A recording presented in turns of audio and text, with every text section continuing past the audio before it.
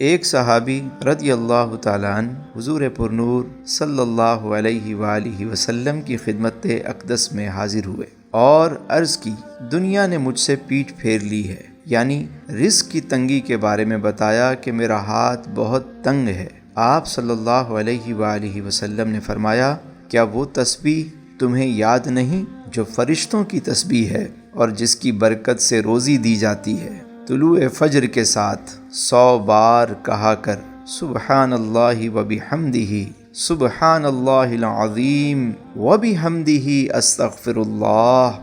دنیا تیرے پاس ذلیل و خوار ہو کر آئے گی۔ وہ صحابی رضی اللہ تعالیٰ عنہ چلے گئے اور پھر کچھ دن کے بعد آپ علیہ الصلاۃ والسلام کی خدمت میں حاضر ہو کر عرض کرنے لگے، یا رسول اللہ، دنیا میرے پاس اس کثرت سے آئی کہ میں حیران ہوں، کہاں اٹھاؤں اور کہاں رکھوں۔